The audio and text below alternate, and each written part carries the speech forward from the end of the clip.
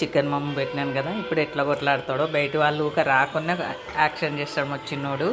అది మమ్మ తిండికి వస్తున్నారు అదో, చూడు చూడు నీ మమ్మ తింటున్నారు. చూసిరాప చూసిరాప చూసిరాప చూడు చూడండి. షీరు రారా. మళ్ళీ ఉత్తమ అమ్మకైతే కొట్లాడాడు.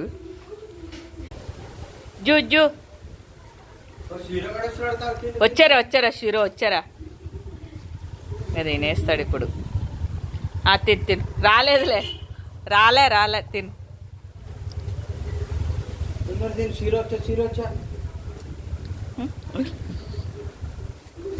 నన్ను పో నేను అంటాడు.